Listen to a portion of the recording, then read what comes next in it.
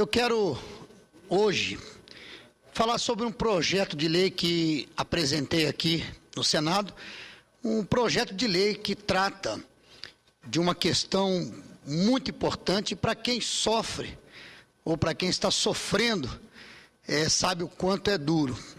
Nós vamos, nesse projeto de lei, falar sobre o atraso na entrega dos imóveis.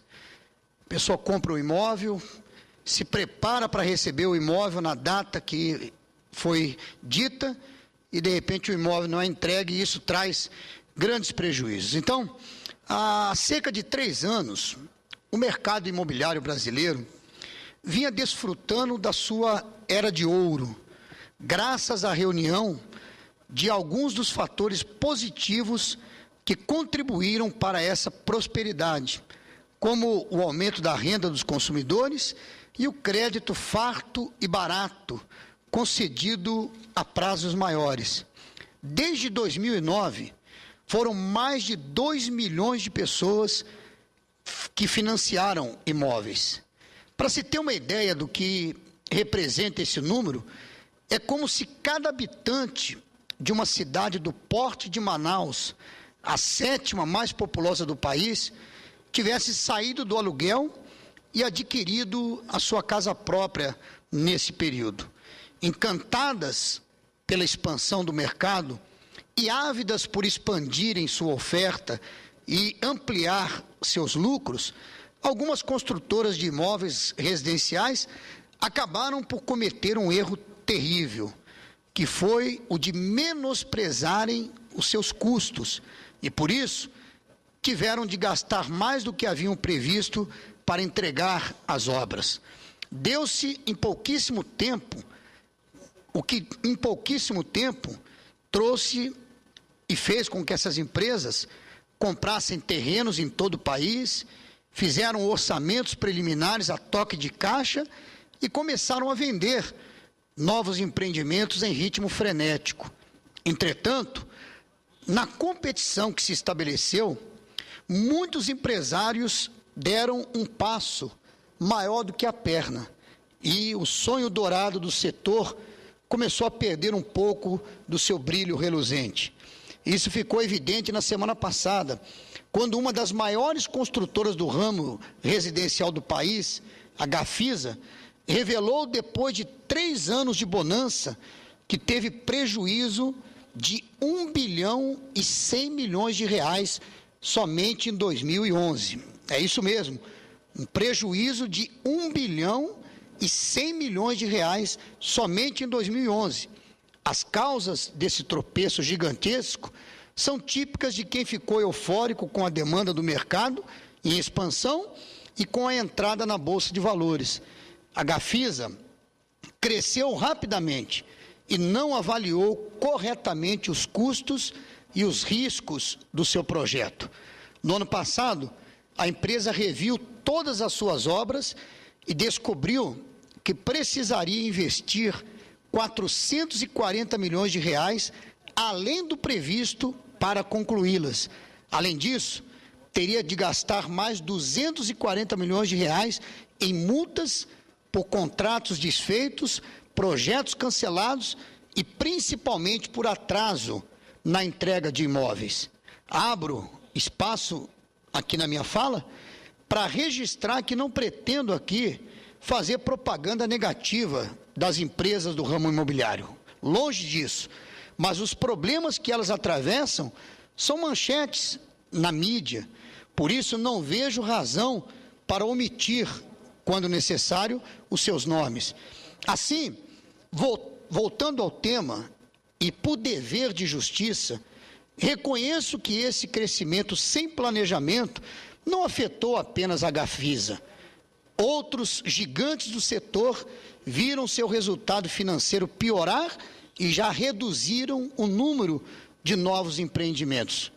Com efeito, em 2011, os lucros também caíram para a Tecnisa em 28%, para a Cyrela em 17%, para a PDG em 15%, Brookfield 10% e Even também com 10%. O erro mais comum das construtoras foi o de acharem que o aumento da demanda lhes traria apenas bônus e não perceberam que havia uma armadilha embutida nesse raciocínio. É que para vender mais apartamentos é preciso também contratar mais arquitetos, engenheiros, pedreiros, eletricistas, encanadores, enfim. Como há déficit de profissionais qualificados à disposição, o aumento da procura pela mão de obra fez também com que o salário disparasse. Ou seja, mais uma vez a velha lei da oferta e da demanda, ou da oferta e da procura em ação. O mesmo aconteceu com o preço de terrenos e de material de construção. Com tudo isso combinado, o custo final dos empreendimentos foi às alturas. E esse desencontro acabou por trazer dores de cabeça para quem não tinha culpa no cartório, os consumidores.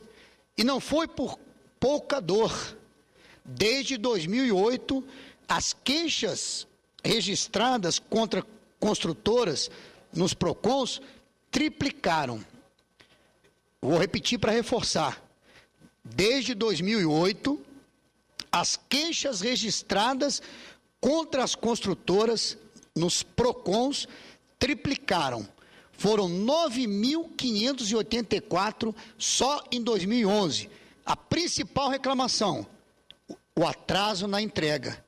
Li que futuros moradores de um condomínio na Tijuca, na zona norte do Rio, por exemplo, aguardaram a entrega do imóvel desde abril de 2010.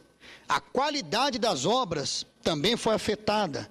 Outra matéria que li informava que moradores de um condomínio da zona oeste de São Paulo receberam os imóveis de quase R$1 milhão no prazo, mas ficaram quase 9 meses sem ligação definitiva com a rede de água e esgoto.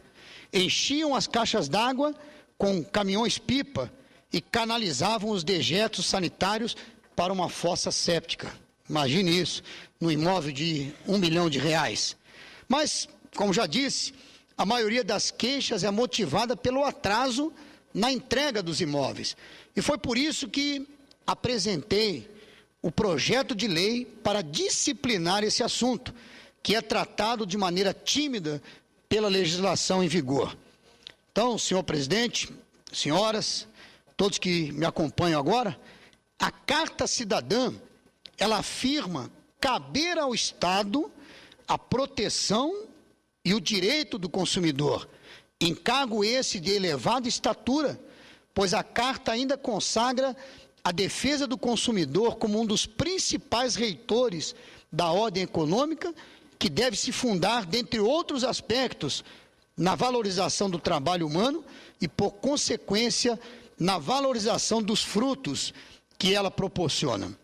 Entretanto, a questão da abusividade nos contratos de compra e venda de imóveis estão timidamente contemplada no Código de Defesa do Consumidor, deixando o comprador fragilizado por falta de regras específicas que protejam os seus elevados interesses. A proposição que apresentei prevê uma multa mínima em caráter compensatório de 2% sobre o valor atribuído ao imóvel às incorporadoras e construtoras que não honrarem as suas obrigações. Além disso, proponho a aplicação de multa moratória mensal de 0,5% sobre o valor total do imóvel, devidamente atualizado na hipótese da entrega não ocorrer na data prevista.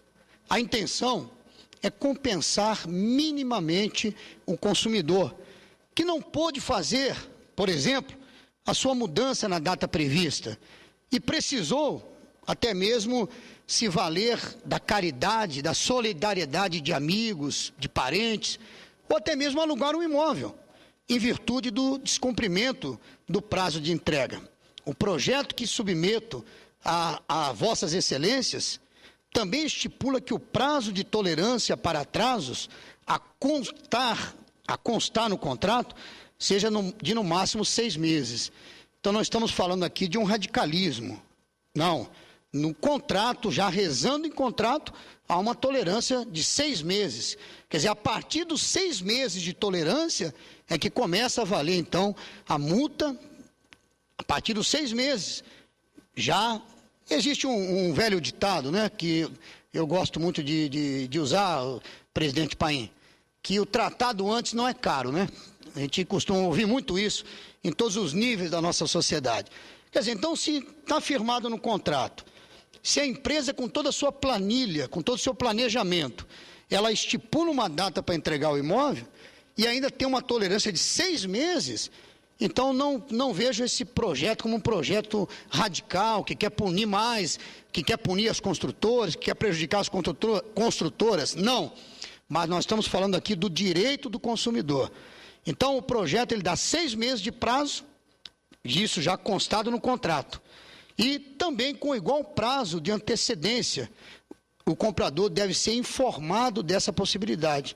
Ou seja, cabe à empresa, dentro da sua planilha de trabalho, do seu cronograma de trabalho, se acontecer alguma coisa, então se ela prevê um atraso, ela já deve comunicar que esse atraso vai ocorrer, mas não deve ultrapassar os 6 meses. Então, com 6 meses de antecedência, a construtora já tem um dever, dentro do seu cronograma de trabalho, de apresentar ao consumidor que pode ocorrer um atraso. E aí ela vai ter mais 6 meses depois do previsto na entrega para efetivamente entregar o imóvel. Senão, ela vai ser realmente multada, como prevê o nosso projeto. Essa situação não é prevista nos contratos. E, quando muito, as penalidades eventualmente estabelecidas para o fornecedor não são suficientes para compensar os inconvenientes e prejuízos causados ao consumidor e, por extensão, aos seus familiares. A imposição da penalidade que sugiro preenche, portanto, uma lacuna na legislação. Os contratos imobiliários normalmente mencionam prazo de tolerância em torno de 6 meses para eventuais atrasos, mas o que espero ver disciplinado são as consequências desses atrasos e compensar o padecimento de milhares de consumidores prejudicados que buscam o judiciário em ações que demoram anos e nem sempre alcançando a justa indenização. Quanto ao percentual de 2%, é importante destacar que esse é o mesmo imposto ao consumidor. Todo atraso, toda falta de pagamento, normalmente ela é punida no ato com 2%. Às vezes com um dia de atraso. Eu tenho uma fatura do meu cartão, uma fatura, um boleto qualquer.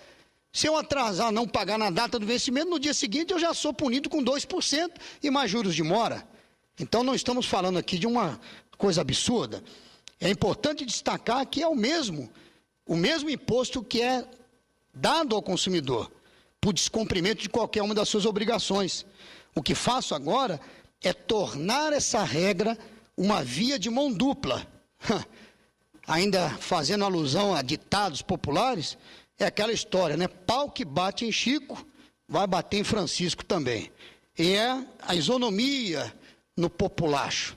Nos últimos 8 anos, o volume de empreendimentos imobiliários no Brasil aumentou cerca de 25 vezes.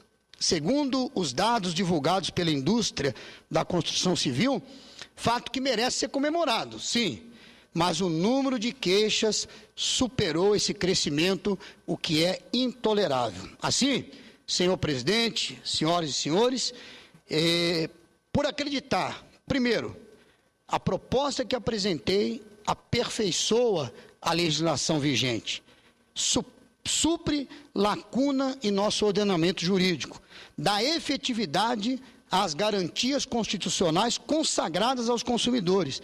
É que, por tudo isso, eu peço em nome de milhões de consumidores espalhados pelo país o apoio dos nobres senadores e senadoras aqui, para que nós venhamos aprovar esse projeto rapidamente. Queremos que tenha uma tramitação bem célere.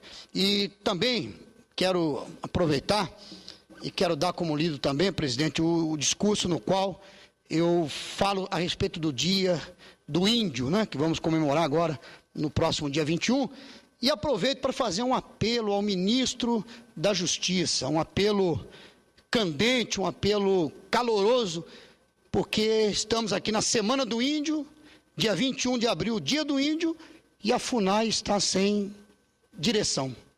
Então eu peço ao ministro da Justiça, porque está na mão dele a nomeação para a presidência da FUNAI, então eu peço ao ministro que seria até um ato bem simbólico, que na Semana do Índio, depois do dia do Índio, ou seja, na próxima semana, que pudesse realmente vir a ser nomeado o presidente da FUNAI.